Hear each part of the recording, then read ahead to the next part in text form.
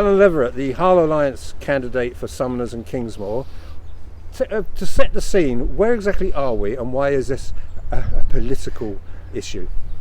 Well, we're west of Sumners and Catherine's, where they're proposing to develop under the auspices of the Harlow and Gilston Garden Town, and we're just off of Hull Grove. These people live in Harlow, and this area behind me is in Epping. And Epping are proposing to develop this field, thousands of houses, without even telling the people who live next door to it. But they're in safe hands, aren't they? Because the Conservative candidate says this is a bad idea, and they've fought against it. Well, that's what they say, but they never did.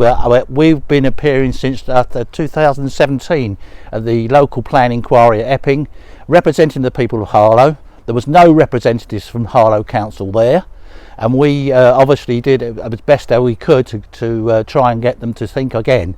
But unfortunately, they've gone ahead and recently they've given planning permission for this. Under the Conservative Council in Epping have given permission for this. Harlow Council say, just paid lip service to it really. They just actually said they objected. They sent a letter, and that's all they did.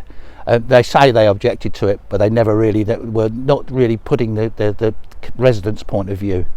We've actually been on the doorstep. We've actually been to talk to people here, and a lot of those people never even knew of the existence of this, and it was disgusting really that the residents weren't informed. They are informed now, because we've been going around and obviously telling them what's happening, but unfortunately the residents of Harlow are going to suffer, because the infrastructure, they'll be using our infrastructure coming into Harlow, and we're suffering enough now with on the doorstep. Potholes is a very common issue, and we're suffering enough now with potholes. They're going to suffer even more with the amount of traffic coming from all these developments that are going to be going around us. So as a member of the Harlow Alliance Party, what can you do? We keep banging the drum, and unfortunately we're not in the council. If we're in the council, if we could get a voice within the council, get elected, we will be able to do more for residents. We continually hold and challenge the council here, asking questions at cabinet meetings and at their full council meetings, and holding them to account. We're not always getting the answers, but we do try and hold them to account. I was going to say that because month in, month out, we film here at your Harlow, we film the council meetings, and there you are at the beginning asking questions. Are you satisfied with the answers? Do they really follow up? When sometimes they say, thank you, Mr. Leverett, if I could follow up with a letter, I'll be in contact. Do they do that? They're politicians. They don't always answer the question. We ask a question, they give something different. But we ask a supplementary question in there quite often, and quite often they're stumped for an answer because they don't know the answer, and they say they'll let us have the answer soon. Never happens. We're everlasting, keep badgering. We keep badgering them, saying, "Come on, we want some answers." It's like the finances at the moment. They're keeping the council tax level.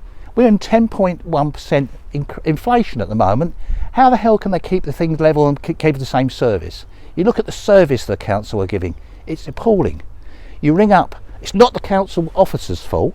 You ring up the contact centre. The contact centre says, "Oh, I'll email the officer." It's a fault of really the pandemic, because a lot of the officers are working at home. You can't see anybody face to face. It's a bit like the doctors really.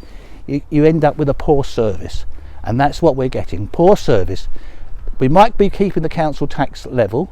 They've got a record number of vacancies in the council. They're saving money that way. It's false accounting really, and that's what we're trying to really bang the drum and stop them from doing. How can they get people back into the council apart from a strongly worded letter to the employees? Back into the council. How can they get? Well, do you think they should stop working from home, or do you think that's just sort of hybrid working? I'm not saying working from home completely should be stopped, but there should be a system where people can go and actually see somebody. Not everybody's got access to the internet. Not everybody's got access even to a mobile phone. The residents deserve better. They deserve to be able to see people face to face and express their feelings, because some can't express their feelings except talking to people. And do you feel that at the heart of Harlow Alliance Party is what you've just said, on all sorts of issues, from crime, cost of living, within Harlow, a district council with nearly 100,000 people, the residents deserve better? They do deserve better. Unfortunately, there's a lot of waste. We know there's a lot of waste of the money. We've seen things like the market. We keep saying this about the market square. Even everybody mentions the original flower pots, and now the table tennis tables and the chess things. Now they're going to demolish the old bonanza bar in the middle of it. They're just to resurface all that sort of thing. They spent £300,000 doing that. They're going to ruin it now with the demolition of that building. They don't seem to coordinate things. They've actually repaved, if you've probably seen, East Walk all the way down there. Cost nearly £1 million, in fact, that it cost.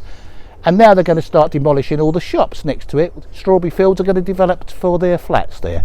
Isn't it sensible, really, resurfacing an area where they're going to redevelop? But the regeneration of the town centre, that has to be a good thing, doesn't it? You must be able to applaud that and seeing progress.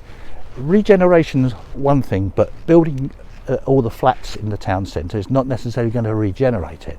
I know they've got some money they have for the college square, etc. But they spent £21 million. They actually borrowed, the council. Now, how many residents know about that? £21 million to buy the Harvey Centre. They bought the Harvey Centre. They bought Acacio House for another £1 million. They find all this money for this, yet they can't repair their own council houses. They can't do the right things for the residents. The residents, we've got to go back to basics, really, because the residents deserve better of a service, not necessarily all these vanity projects they keep doing.